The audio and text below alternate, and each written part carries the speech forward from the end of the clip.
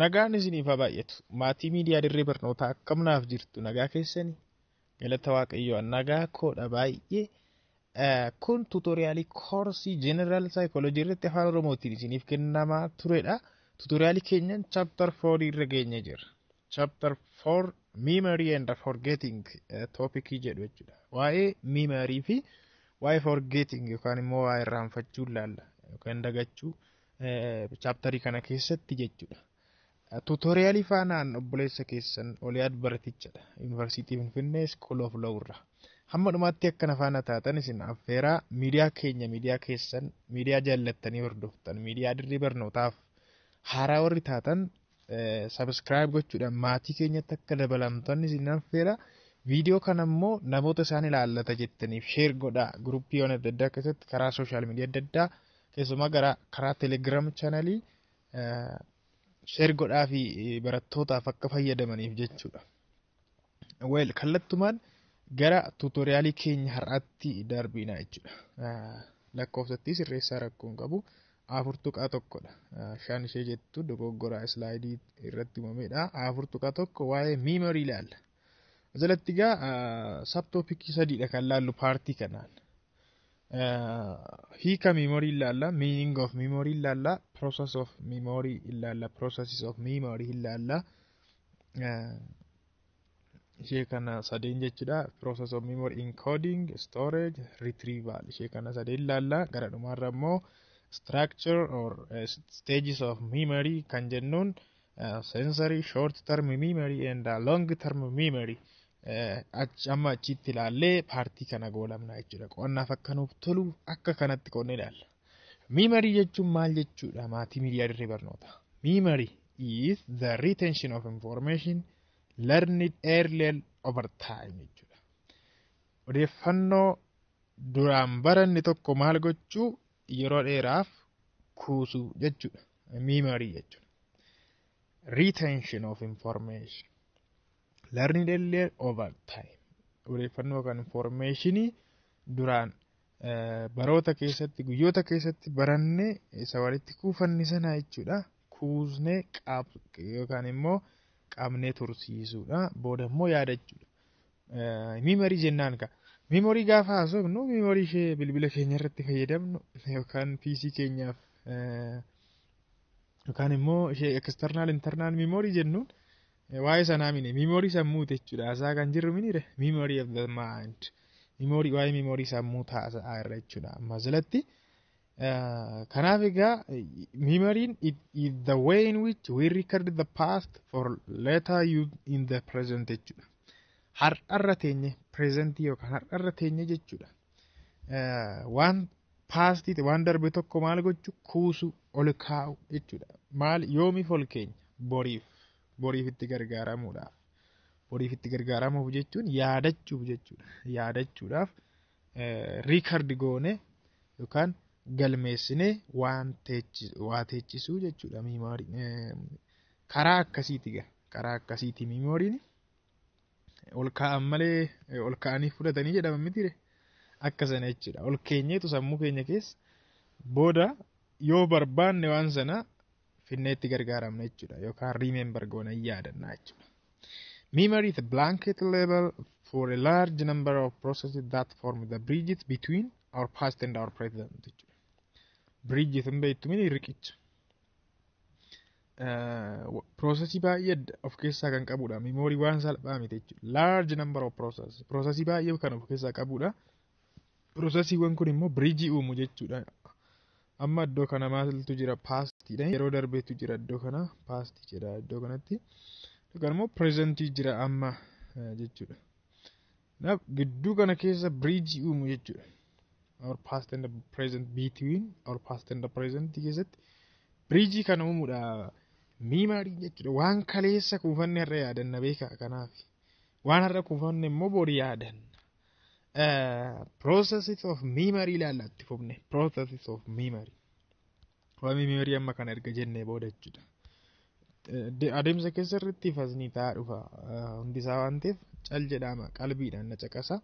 Waan moojila keessanirra hin jirre yoo inni irra darbe ta'e dhaqxanii moojila keessa dubbisuu dandeessu. PowerPointii kanaan kanan isin ibsanii ammoo afaaninis dubbachuu danda'a. Fakkeenya mataa kootiis fudhachuu danda'a. Kanaaf qalbiidhaan yoo caqastan qo'annaa keessan baay'ee isiniif salphisti jedhee yaada. Tuutoriyaaliin kuni piroosesii miimoorii kan ta'an sadeen kanadha jechuudha. Jalqaba encoding process of memory. The first process of memory is encoding. Encoding jechuun refers to the form jechuudha. Yookaan immoo the code in which an item of information is to be recorded or placed in memory jechuudha. Wanti tokko kan itemiin information tokko kan record galmaa'e memory keessatti hin taa'u. Formii qabachuu qaba inni reedudha. Fakkeenyaaf kompiitara kana ilaala. Cognitive psychologistoonni kompiitaraa fi sammuu namaa wal fakkaata jedhu. Kanaaf encodingiin fakkeenyaaf iddoo kanatti keyboardii keenya fayyadamne kompiitara keenya irratti waa barreessinamin keyboardii kana gargaaramne jechuudha. Kompiitara keenyaaf inputii ilaannaaf jechuudha. Inputii gaaf ilaannuuf kompiitarri keenya maal godha? Electronic language fayyadamee afaan kompiitaraa kan jennu hin jiramin 0 of tokko ishee sana fayyadamee kompiitarri keenya maal godha? Process godha jechuudha. Process erga godheen booda eessan naqa waan sana store godha hin kuusa jechuudha. Store godha iddoo kana motherboard keessatti store godha. Sanaan booda motherboard keessaa booda maal goona jechuudha. Screen kanarratti itti fayyadamna. Fakkeenyaaf maqaa namootaati save kan godhanne yoo ta'e viidiyoo adda addaa screen window screen ishee kana record goone irra yoo ta'e booda immoo fuune ilaallaa jechuudha asirratti. Output isaa asirratti nu argisiisa screen kanarratti miti kompiitarri keenya. Akka sanatti wal qabsiisu cognitive psychologistoonni sammuu namaatii fi kompiitara jechuudha. Kanaaf encodingin teechisuu jechuudha information sanaan record gochuudha formii qabsiisnee sammuu keenya keessatti. Encoding we transform what sensory input into form or memory code that can be further processed. Ammas itti fufee process ta'a ganaa wanti sun garuu sensorii jechuudha yookaan sensoriin hin jedhamini gurra keenyaan waan nageenya ta'uu danda'a ija keenyaan.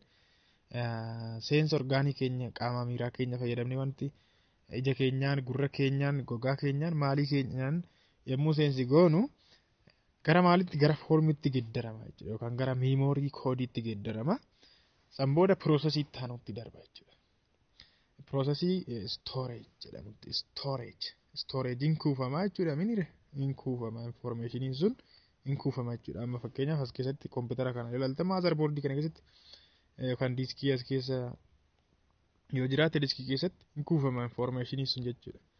In kuufama. Storage it is the location in memory system in which material is saved jechuudha. Wanti sun bakka itti kuufamu jechuudha. Wanti sun yookaan informationiin sun odeeffannoon sun bakka itti kuufamudha. Storage is the persistence of information in memory jechuudha. Kan immoo memory keessa information maal gochuu tursiisuudha yeroo dheeraaf ta'e gabaabaaf tursiisuu jechuudha.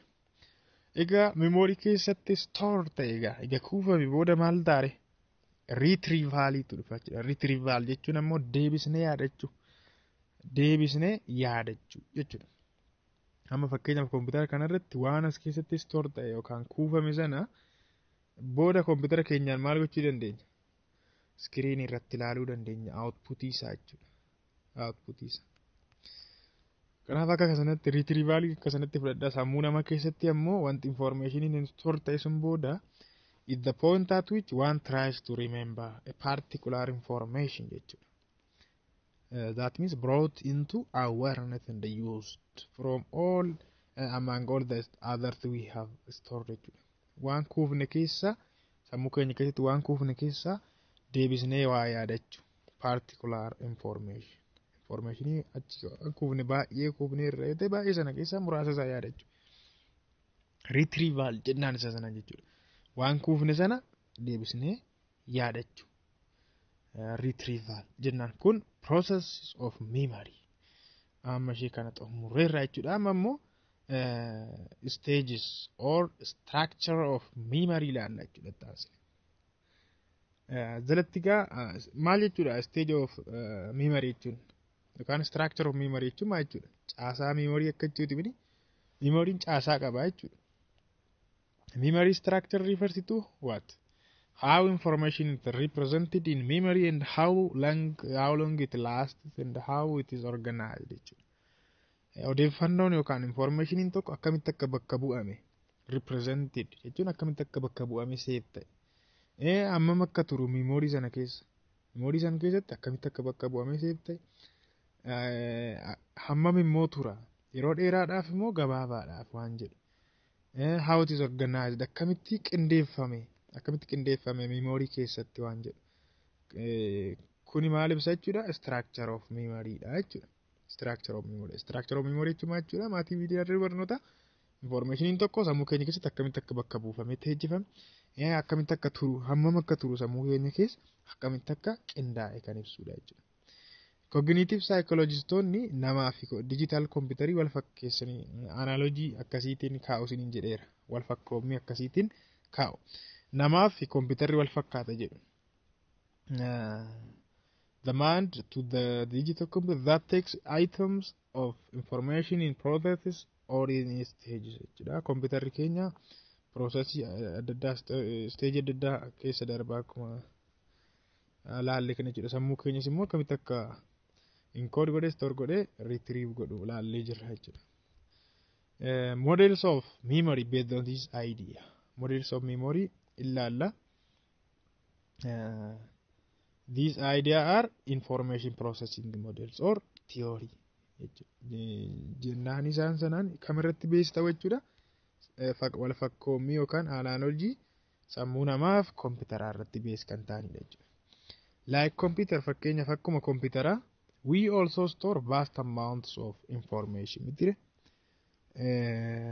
in our memory storehouse jechuudha. Storehouse mankuusa beektu magaazana jechuudha. Memory keenya keessatti vast amount of information hammaan baay'ee ta'an kuusuu hin dandeenya jechuudha akkuma kompiitara. Kompiitara caalaa yoo amma kompiitarri storage murtaa'aa qaban giigabaayitii teerabaayitii meeqa akka ta'e murtaa'aadha. Kan sammuu namaa garuu murtaa'aa miti. Sammuu namaa long term memory keessatti fa'aa wanti kuufamu hamma kana jechuu hin dandeenyu jechuudha. From this storehouse we can retrieve some information onto a limited capacity of working memory or consciousness jechuudha. Amma gaa waan kuufne kana hunda yaadanna jechuun garuu achi keessa muraasa isaanii yaadanna miti. Muraasa isaanii yaadanna sun immoo consciousness yookaan sammuu dammaqaa akka jechuuti miti. Working memory limited dha jechuudha. Sammuun namaas limited dha garuu short term memory dha yeroo baay'ee limited kan ta'e. Mee processii kana ilaalaa 3 stages of memory. 3 stages of memory amma ilaalutti jirra gaa. Sensory irraa eegalla. 3 stages of memory. Diagraamii tanaan wal bira qabneetu kan laallamu. Diagraamii tun akkatti nuuf adeessu booda itti deebina jechuudha. Jalqaba namoota kana dhagaa Atkinson and Schifrin namoota jedhamanidha. Memoriin structure sadi qaba jedhanii qoodan. Memory has 3 structures. Memoriin caasaa sadi qaba jedhu namoonni kunniin. Atkinson fi Schifrin namoonni jedhaman jechuudha. Caasaan yookaan structure inni jalqaba sensory memory kan jedhamudha. Yookaan sensory register jechuudha. Register. Sensory memory jechuun maal jechuudha? Entry dhamni it is the entry way to memory jechuudha. Jechuun iddoo seensaati jechuudha. Iddoo seensaati. Amma diagraamii tanarra ilaalame. Amma sensory memory as jira la. Stimuliin iddoo kana jirti. Stimulii jechuun waan ija keenyaan arginu gurra keenyaan nageenya gogaa keenyaa waafuun qaama miiraa keenyaa shan fayyadamnee waan detect goonu sanaadha mini stimulii kan jennu. Stimulasiin jechuudha. Fakkeenyaaf ija keenyaan haa jennu nuti. Ija keenya haa gargaaramnu. Waan ija keenyaan argine tokko stimulasii sana jechuudha. Waan ija keenyaan argine sana sensory memory keessatti maal taate enter taate seenti jechuudha. Iddoo seensaadha. sensory memory iddoo seensaa jechuudha. It is the entry way to memory where information stay for a brief time until we select for it for attention jechuudha.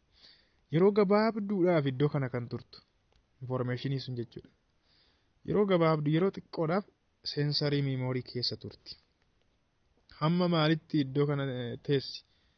Hamma nuti select goonutti attentioniidhaaf. Yoo attentioniitti ilaalle eessatti dabarti? Short term memory itti ceeti. Information sun fakkeenyaaf ija keenyaan waa argineerraa jennu waan akka maalii argineerraa jennu fakkeenyaaf waan akka waraqaa lafatti argineerra ishee sanaan stimulii jennaan. Amma stimulii sana sensory akkuma dura ija keenyaan arginu jechuudha. Akkuma dura ija keenyaan arginu sensory memory keessa turti yeroodhaaf ija keenyaan yoo ta'e hammam turti? Kunoo ishee kana laa visual image or iconic memory kan jennu secondii maximum of 1 second secondii takka qofaaf turti. Sensory memory keenya keessa wanti ija keenyaan arginu. Gurra keenyaan wanti dhageenyoo auditory image jechuunis echoic memory kan jennuun wanti gurra keenyaan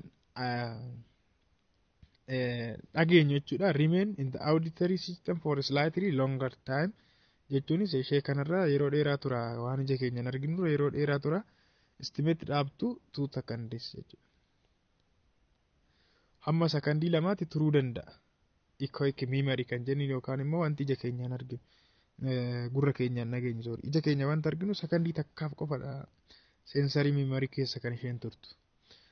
San booda yoo sakandii takka ol wanta sana sakandii takka ol yoo laaluu baanne sakandii takka gadi yoo laalle wanti sun maal taati? Decay taatiin caccabdi jechuudhaan irraanfatamti forget taati. Yoo attention argatte hoo gara maalitti dabarti? Yookaan xiyyeeffannoo yoo argatte jechuudha. Yoo xiyyeeffannoo kennineef gara short term memory itti ceeti. Yookaan achi decay taatetu irraanfatamti yookaan forget taati jechuudha. Well, sensory memory hold virtually all the information reaching our senses for a brief time jechuudha. Argitanii? Brief time yeroo gabaabduu sanaaf waanuma argine hunduma reaching our senses jechuun amma sensiiwwan shanan keenya jechuudha. Qaama miira shanan keenya jechuudha. Waan seenan hundumaa kan of keessaa qabattudha. Waan gurra keenyaanis dhagahu sagalee hundumaa ija keenyaanis waanuma nu fuulduratti arguu dandeenyu hundumaa jechuudha. Of keessatti qabdi. Yeroo muraasaaf qabdi garuu. Akkuma jenne egaa visual yoo ta'e ija keenyaan waan argine yoo ta'e sakandii takka qofaaf yoo gurra keenya waan dhageenyu ta'e immoo sakandii lamaaf turti. Argitanii? Kamtirra qabaachuudha amma kamtu irra qaba yookaan kamtu irra dafee gadhiisa. Iji keenya waan argine dafee bada jechuudha. Ija keenya waan argine yoo attention ilaallee malee dafee bada. Gurra keenya wanti dhageenye wayii garuu sakandii lamaaf turuu danda'a xiqqoo. Dafee instantly hin badu jechuudha. The information stored in sensory memory is fairly accurate representation of the environmental information but unprocessed. Gana processed ta'a jechuudha. Garuu maal accurate fairly accurate gaafa jennu maal jechuudha negative argisiisa beekaa. Waan hundumaa jechuudha waanuma waan sirrii hin taane jechuudha bakka. Wanti ilaalaa jirru sun fairly accurate gaafa jennu addan baafanne waanuma saayyuu waanuma hunda argaa jirra fuulduratti waan dhageenyus sagalee maalii akka ta'e iddoo waan addan baafanne jechuudha. Ganaa maal ta'uudha unprocessed ta'uudha jechuudha. Well akkuma siin jedhe egaa yoo attention ittiin kenninu ta'e wanti sun maal ta'a decay ta'a jechuudha. Decay from the register or sensory memory jechuudha. Inni register jechuudha. Yaa maqaa ishee kan biraa. Most information briefly held in the sensory memory jechuudha. Yeroo dheeraadhaaf kan inni qabatee turu baay'een isaanii maal ta'u egaa decay ta'u jedha. Simply decay from the register. Those information that has got attention and recognition jechuun wanti xiyyeeffannoo kennineef wanti beekamtii laanneef sunniin attentionii wanti ilaalneef sunniin garamitti darbu pass on short memory for further processing jechuudha. Gara short term memory itti darbu jechuudha malaalaa. Yoo attentionii argatan gara short term memory itti ce'u jechuudha informationii sun. short term memory qofa keessattis immoo hin dhaabatan gara long term memory itti ce'u tokko tokkoon laallachuudhaan mas kanaaf. Baay'ee decay jechuun jechuudha kukkufuu jechuudha caccabuu bososuu akka jechuutiin kallattii literal definition jechatti gaaf laalta. Decay ta'u gaaf jennu yoo attention arganne ta'e akkuma ija keenya seenaniin fakkeenyaaf attention laanneef yoo ta'e waan sanaaf hin badu jechuudha. Gara short term memory gara sammuu keenyaan deemanii achumatti caccabanii kufu. Information yookiin wanti ijaan argine sun fakkeenya waraqaan argine sun maal akka taateyyuu hin hubannu san booda hin baddi. Inni irraanfanne irraa jechuudha asumatti. Forget taateetti yookaan irraanfatamteetti wanti sun jechuudha. Well, amma immoo short term memory ilaalame. Short term memory. Stage inni lammaffaan egaa short term memory dha. Short term memory is part of our memory that holds the content of our attention. Content is of our attention. Wanta attention illatti ilaanne tokko maal kan godhudha? Hold kan godhu, kan qabatu, kan hammatudha jechuudha. Short term memory. Egaa short term memory sensory memory irra maalidha? Termiin isaa xiqqoon dabala, digriin isaa hammi qabachuu isaa jechuudha. Hammi achi keessa turuu isaatis hin dabala jechuudha. Relatively gaafa laaltan.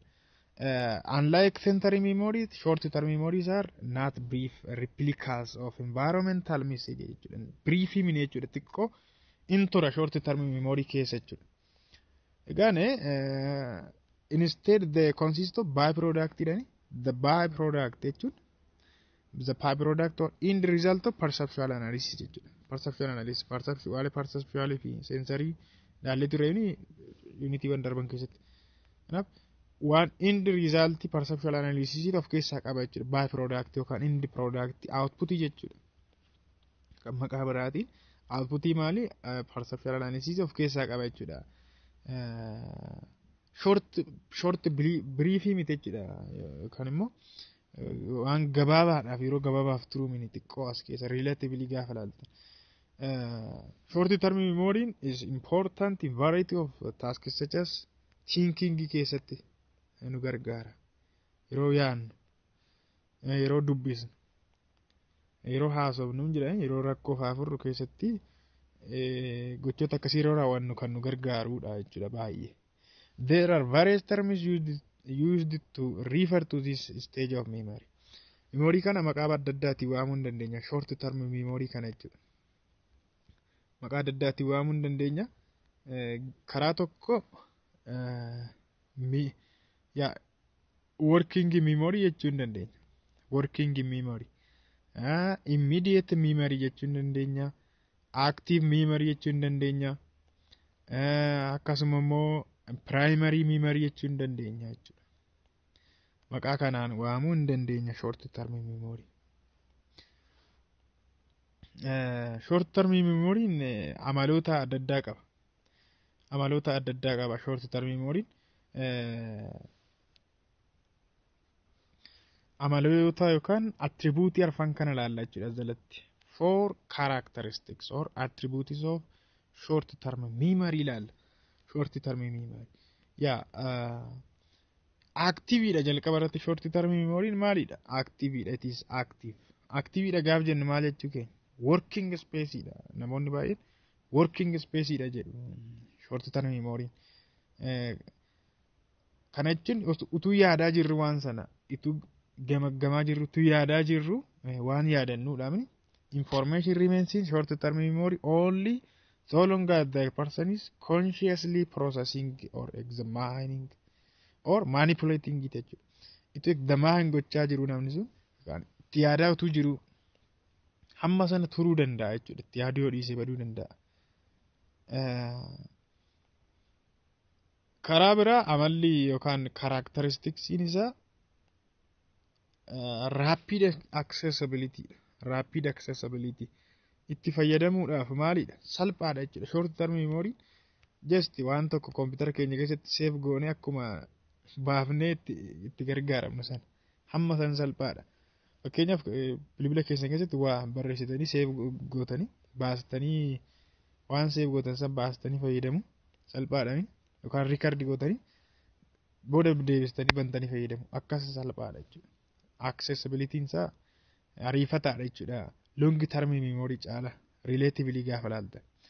Information in short term memory is readily available for use jechuudha. Qophaa'aadha jechuudha. Itti fayyadamuudhaaf qophaa'aadha. The difference namoonni tokko tokko akka ibsu. Garaagarummaan short term memory fi long term memory jedhu. Garaagarummaa akkamiidha? Koompitara keessa faayila ol kaa'uu fi hard disk irra faayila ol kaa'u. Garaagarummaa akkasiidha. Kana jechuun amma open computer file jechuun koompitara keessaa faayila banuun amma hammam salphaadha. Koompitara keessaa faayila banuu. Mee immoo hard disk irraa immoo faayila banuun kamtirra yeroo fudhata? Kamtirra ariitiidhaan kamdha kan dursitanii bantan? Yaa koompitara irraa faayila banuudha mini?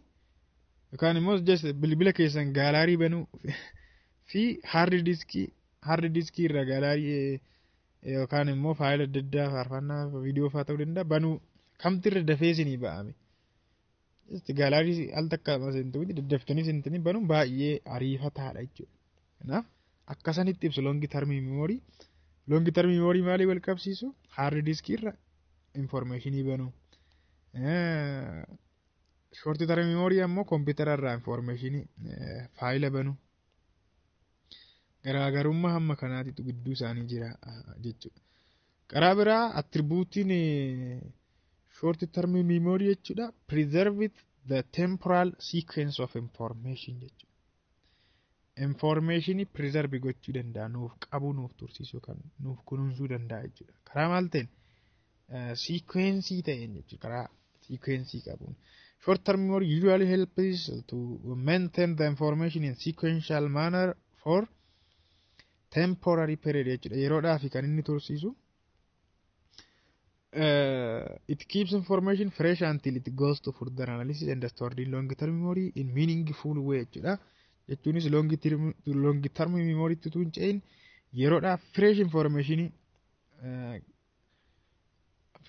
yookaan immoo odeeffannoo haaraa tokko fresh ta'e tokko nuuf qabanii nuuf tursiisu jechuudha. Attribuutiin inni arfaffaani limited capacity dha. Limited capacity jechuun dandeettiin baachuu isaa maalidha? Daangaadha jechuudha, murtaa'aadha. Dandeettiin baachuu short term memory maalidha? Murtaa'aadha jechuudha. Akkatti ibsaa Miller jechuudha gaafa ibsu magic number jedhamti isheen kun 7 plus or minus 7 plus or minus akka kanatti ibsa capacity short term memory 7 plus or minus 2 pieces of information hamma kana baachuu dandeessi short term memory ni jedha Miller faanti gaafa ibsan jechuudha. Kanaaf murtaa'aadha yookaan daangaadha hammi baachuusaa capacityin isaa jechuudha. Amma memory bilbila keessanii meeqame? Raamii meeqa? GB meeqa? Internal storage GB maal bilbilli keessanii? GB 32 moo? Internal memory keessan jechuudha. Akkuma kana kan sammuu keenya short term memory sammuu keenya daangaadha jechuudha. Lakkoofsi kun meeqa akka taate namootaaf gaaffiidha. Maaliif akkatti kaa'an saayikolojistoonni sunniin hamma ammaatti hin baramne jechuudha. Icciitiidha. Magic number jedhanii akkasumatti hin teechisu. Akkamittiin egaa rakkoo kana furra amma limited capacity qaba short term memory eega ta'e akkamittiin rakkoo isaa kana furuu dandeenya waan jedhu namoonni waan teechisan qabu jechuudha saayikolojistoonni. Tokko akka models of memory jechuudha. Rakkoo limited capacity kanaa furuuf tooftaan nuti fayyadamuu qabnu chunk itti fayyadamuudha. Chunks. Grouping small groups of information into larger units or chunks jechuudha. Chunks jechuun wanti xiqqoo jechuudha. Small group wanti xiqqoo information wanti xiqqoo larger unit yookaan chunkitti qoodu yookaan transform gochuu jechuudha. Fakkeenyaaf yeroo baay'ee tooftaa kana isinitti gargaaramtaniitu ta'a. fakkeenyaaf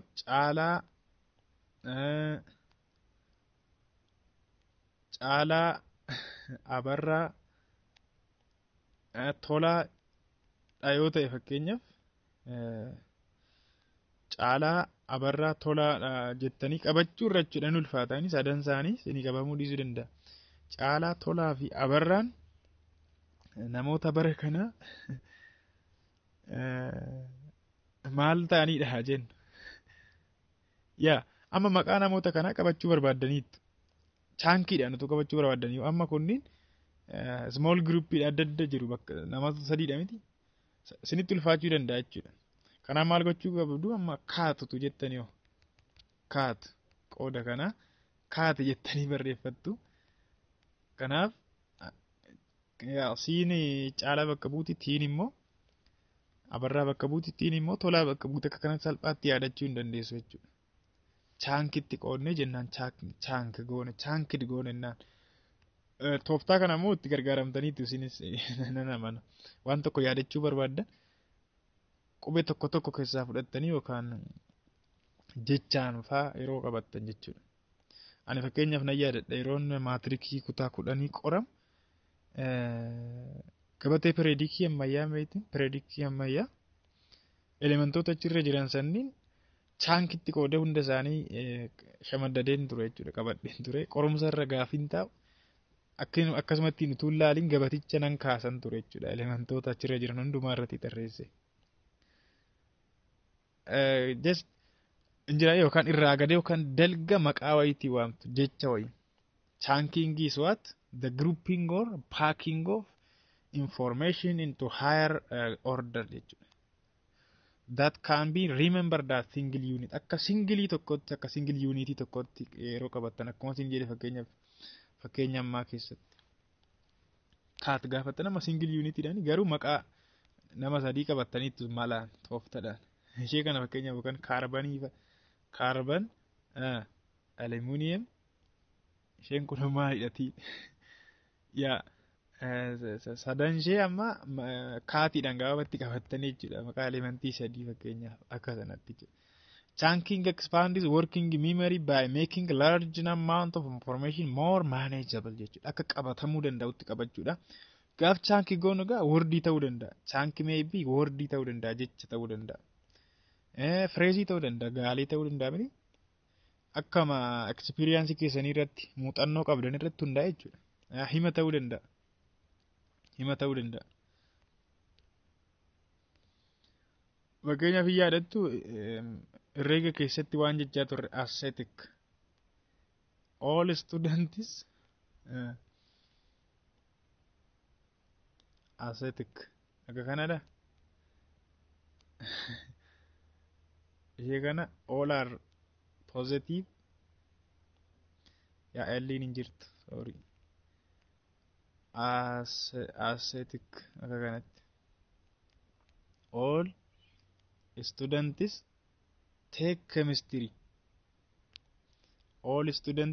chemistry amma ishee kana yeroo herreega keessatti all are positive sine are positive tan are positive cosine are positive akkasittiin qabachaa turre mini sentensii uumnee irraa jechuudha fakkeenyaaf foormulaa tana qabachuudhaaf. Naaf sentensii ta'uu dandeessa visual image ta'uu dandeessi fakkeenyaaf waan tokko sammuutti qabachuu barbaaddan fakkiidhaan bakka buuftanii sammuu keessan keessatti save godhachuu. Kanaaf kuni dipendi kan ta'u akka experience keessanii irratti jechuudha chaankii yeroo fayyadamtan. Sakandii 30 fi kan turu short term memory hold information soundii ta'uu danda'a sagalee waan arginu ta'uu danda'a jechoota himoota fa'aa ta'uu danda'a received from sensory memory for up to 30 seconds by most estimated jechuudha. Namatti adda adda ta'uu danda'a garuu average isaa gaafa hojjettan sekondii 30f short term memory keessa turuu danda'a jechuudha informationiin sun. San booda sekondii 30 booda yoo attention argate gara long term memory itti ce'a. Dhala amma short term memory bira ga'eera. Short term memory bira keessa kan turu sakandii 30 fi 35 illee ta'uu danda'a namatti adda adda jechuudha. Egaan asitti yoo encode ta'e yookaan yoo foormii qabsiifame jechuudha eessatti darba gara long term memorytti ce'a jechuudha. Yoommoo encode hin taane ta'e forget ta'a asumatti decay ta'a caccabee kufa yookaan irraanfatama jechuudha. Kan booda wanti kun egaa long term memorytti ce'a jechuudha. Wanti yoo encode ta'e jechuudha.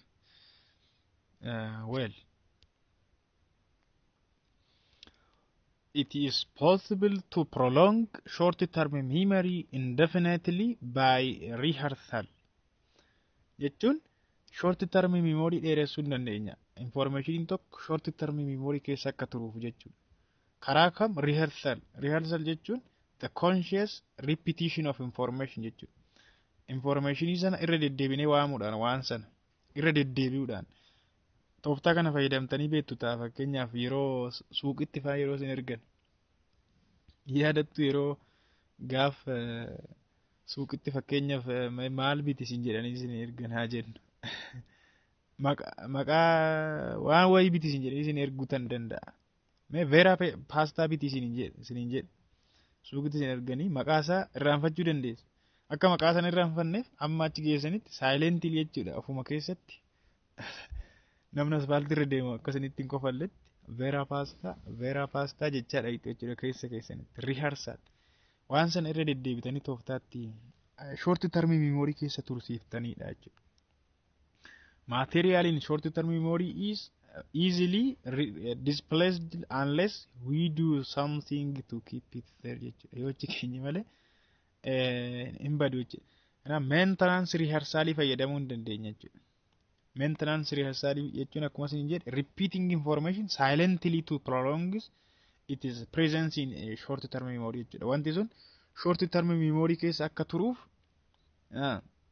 irra deddeebinee waamu irra deddeebi'u yookaan immoo elaborative rehearsal fayyadamuu hin dandeenya. Elaborative rehearsal jechuun immoo links new information with existing memories and the knowledge in a long term memory. Waan kana dura beektan wajjin wal qabsiisu wanta sana waan haaraa sana jechuudha. Fakkeenyaaf maqaan koo amma Oliyaadidha. Oliyaad maqaan kun isiniif qabamuu dideera jennu. Maqaa kana akkaataa kamiin akka salphaatti qabachuu dandeessu. Fira keessan keessa fa'aa maqaan nama Oliyaad jiraachuu danda'a. Yookaan immoo mana barumsaa keessa nama sirriitti beektan eessuma keessa fa'aa ta'uu danda'a. Nama maqaa Oliyaad jedhu barbaaddu kanaan dura waan beektan wajjin wal qabsiisudha jechuudha. Kanaan dura waan beektan just nama isinitti dhiyoo nama sirriitti beektan sana wajjin maqaa kiyya walitti hiitanii kanaan booda maqaa koon irraanfattanii jechuudha. Maqaa eessuma kiyyaati maqaansaa maqaa eessuma kiyyaa fakkaata jettanii qabattu. Akkasana jechuudha. Elaborative rehearsal long term memory keessa jira kan inni duraanii sun yookaan knowledge duraanii sun beekumsi sun fakkeenya keenya keessatti maqaan eessuma keessanii fakkeenyaaf Oliyaad jedhama hin qabdu yoo ta'e long term memory keessa store ta'ee jira. Beekumsas ta'uu danda'a. Kanaaf beekumsi haaraan tokko gaaf dhufu isa duraan beektaa wajjin walitti hiitanii gaaf qabattan jechuudha. Inni kun isa kanarra shaggaadha gaariidha jechuudha. Elaborative rehearsal furmaata haaraa ta'uu hin danda'a. Maintenance rehearsal nama kana furmaata haaraa ta'uu danda'u. Kanuma isa waamaa suuqii dhaquurra fakkeenya keenya keessatti kanaafannaa waan kana dura beektaa wajjin utuu wal qabsiiftanii gaariidha jechuudha. Well, egaan short term memory akka kanatti xumurreerra jechuudha. Amma wanti sun egaa stage sadaffaa irra geenyeerra. 3 stages of memory stage sadaffaa irra geenyeerra. Short term memory bira yoo darbe long term memory dhaqa. Yoo daqiiqaa 30 ol attention itti laanne ta'e encode yoo hin taane ta'e garuu sakandii 30 ol forget ta'a. Inni irraanfatamaa jechuudha. Long term memory baay'ee wanti long term memory keessa kaa'ame isin irraanfatamu jechuun itti irraanfatamuu danda'a innis laal caccabee decay ta'e jechuudha. Well, amma immoo long term memory ilaalame. Long term memory. Long term memory is a relative permanent storage of meaningful information jechuudha. Relatively ilaala amma permanentidha yookaan dhaabbataadha gaaf jennu hamma bara baraatti achi keessa tura jechuu miti garuu relatively Relative jechuun maal jechuudha? Kawaan biraa tokko wajjin yommuu wal bira qabnee ilaallu jechuudha. Yookaan compare goonee yommuu ilaallu. Kanaaf short term memories ta'e sensory memory wajjin wal bira qabdanii yommuu ilaaltan long term memory waan tokko yeroo dheeraaf tursiisuu danda'a. Informationii wayii yeroo dheeraaf tursiisuu danda'a jechuudha. Permanently tursiisuu hin danda'a. The capacity of long term memory seems to have no practical limits. Akkuma isiniin jedhe teraabaayitii hamma kanaati. Gigaabaayitii hamma kanaati jettanii storage sana ibsuu hin dandeessan jechuudha. Hamma kana baachuu danda'a jettanii ibsuu hin dandeessan. Hammumatti naqxanii numa baata inni jechuudha. Garuu adda adda akkaataan baachuun isaa jechuudha. The LTM or long-term memory is assumed to be composed of different systems. Subsystemii adda addaa qaba mataa masaatiin systemii adda addaatti caccaba long-term memory. Tokko declarative or explicit memory kan jennuun jira. Explicit memory jechuun jechuudha maatii miidiyaa dirree barnoota subsystemii long-term memory ta'e kan beekumsa keessatti kuufan. Ta'uu danda'a. Eventii kan keessatti kuufan ta'uu danda'a. Mataa masaatiin amma declarative kan jennuun kun iddoo lamattidha kan inni qoodamu. Declarative or explicit kan jennuun kun egaa the conscious recollection of information such as specific facts. Faaktii yookaan beekumsa knowledge adda ta'uu danda'a. Conceptii ta'uu danda'a. Eventii ta'uu danda'a. Situationii ta'uu danda'a.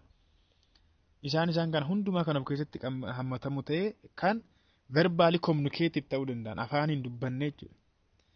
Afaaniin dubbanne waan ittiin waan namaaf ibsuu dandeenyu yookaan waan namni nuuf himuu danda'u jechuudha. Beekumsa akkasii kan hammatee taa'u jechuudha. Declarative or explicit kan jennuun. Maqaa mataa masaatiin iddoo lamatti qoodaman numtiyyuu. Declarative memory is subdivided into semantic and episodic memory. Semantic memory jechuun memory akkamitti jechoota kan kuufatu. Fakkeenyaaf amma jechuma psychology jedhu iyyuu eessatti kuufattan sin. Jecha psychology jettu. Semantic memory keessatti kuufamte jechuudha. Jechuma memory jettu iyyuu eessatti kuufattan. Semantic memory keessatti kuufamte. Faaktiidha jechuudha. Isheen tun faaktiidha. Event yoo ta'e episodicidha. Isheetti aanne ilaalla. Conceptii ta'uu danda'a. Conceptii. Conceptii fakkeenyaaf sensory memory jechuun maal jechuudha conceptii wayiidha isheen kuni. Kanaaf agartee waa hiika conceptii sana eessatti kuufattanii semantic memory keessattidha kan kuufame taa'u. Beekumsa wayii ta'uu danda'a. Loojikii jechuun maal jechuudha suusiin hin jedhe. Beekumsa waa'ee loojikii, beekumsa waa'ee seeraa irratti kan economicsii irratti qabdan eessatti kuufama jechuudha. Semantic memory keessatti kuufama. Beekumsa waa'ee addunyaa kanaa jechuudha. Episodic memory is declarative or explicit memory ta'e waa'ee eventii kan kuusuudha inni kun. Eventii store kan godhu yookaan situation. Fakkeenyaaf yeroo dhalattan waa'ee yeroo dhalattanii waa'ee yeroo kutaa 8 yeroo ministirii fudhattan maatirikii yeroo fudhattan waa'ee situationii sana kan kuusete jechuun episodic memoryidha. Episodic memory. Episodic memoryidha. Non-declarative long term subsystem of long term memory kan ta'e inni lammaffaan non-declarative or implicit memory jennaan. Implicit memory. Implicit memory nammoo refers to memory without awareness jechuudha. Without awareness. Hin beeknu waan sana jechuun consciously miti waan san irratti garuu waan sun sammuu keenya keessa taa'ee jira, store ta'eera. Memory that affected behavior but cannot consciously be recalled jechuudha. Consciously yookaan sammuu dammaqaa keenya waamuu hin dandeenyu garuu store ta'ee ta'a jechuudha. Fakkeenyaaf habitual response kan jennu utuu hin beekin waan response goone tokko hin jiru. Argitan sammuu keenya hin beeka sammuu unconscious mind keenya keessa taa'ee jira garuu consciously waan sana irratti dammaqnee hin beeknu jechuudha. Procedural memory keenyaaf habitual memory fakkeenya guddaa implicit memory jechuudha. Gabaabatti mee diyaagiraamii tana haa laallu tuutoriyaalii keenya har'aa goolabuun dura. Diyaagiraamii tana laala. Amma stage of or structure of memory jechuudha asitti kan laallu. structure of or memory ishee tana xumurreerra diagramii tana isaa xumurrositti amma long term memory irra geenyeerra mitire yaa long term memory irra geenyeerra long term memory keessatti wanti irraanfatame wanti hafe booda maal tabu of duuba deebi'a jechuudha. Asii ammas long term memory keenya keessaa luqqifneetu yaadanna jechuudha. Retrieval jechuun yaadachuudha mini waan kuufne san. Long term memory keessatti waan kuufame deebisnee short term memory dhaan yaadanna jechuudha.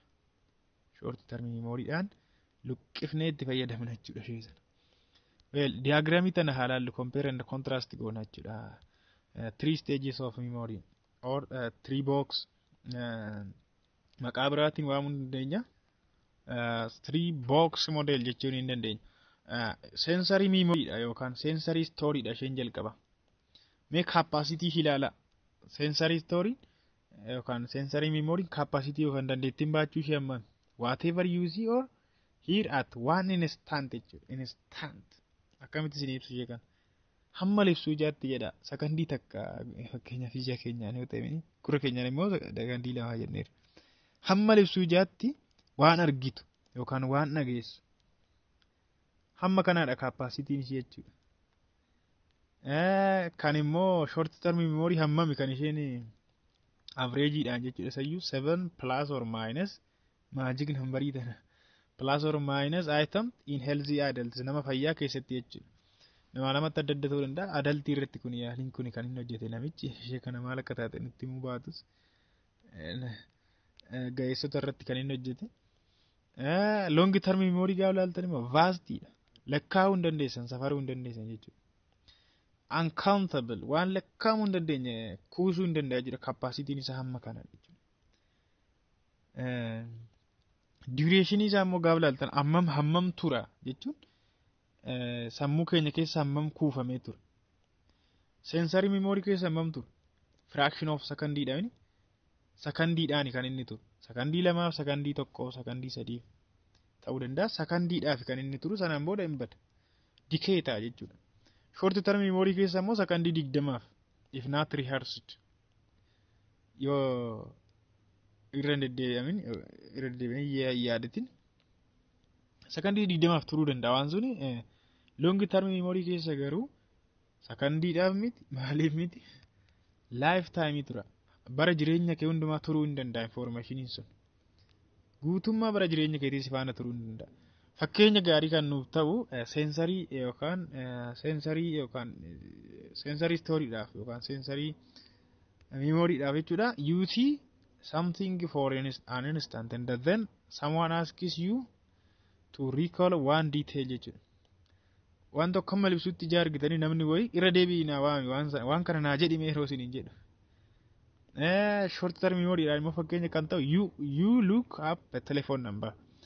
Lakkoofsa namaa ilaaltu dura fakkeenya waraqaa tokko irratti lakkoofsa bilbilaa namaa arguu dandeessu. Lakkoofsa bilbilaa sana ilaaltanii save gootu sammuu keessan keessatti. Remember it long enough to deal it. Bilbiluudhaaf amma gaa waraqaa irra tuulaalan jechuudha. Dijiitii kurnan ishee bilbila harkaatii yoo ta'e dijiitii kurnan ishee al takkaan save gootanii bilbila irratti barreessitu jechuudha. Fakkeenya gaariidha isheen kun. Short term memory dha. Long term memory dhaaf immoo fakkeenya kan ta'u you remember the house where you lived when you were 7 years old. Yeroo umurii waggaa 7 turte mana keessa turte yeroo yaadattu mana akkamii keessa akka jiraachaa turte. Mana akkamii keessa turtan sin yeroo umuriin keessa 7 yeroo turte. Yaadame. Ammoo waan hin jiraamin daa'imummaa keessanitti waan keessa darbitan yeroo yaadattan hin jiru. Inni sun egaa long term memory keessatti waan kuufamedha jechuudha. Long term memory keessatti waan kuufamedha. Lakkoofsa namaa lakkoofsa bilbilaa amma argitan waraqaa irratti yeroo bilbila keessan irratti deebistan bilbiluudhaaf yookaan bilbiluudhaaf yeroo barreessitan immoo keessatti kan kuufamedha kan gadi fuudhaa jirtan short term memory keessatti kan kuufamedha jechuudha.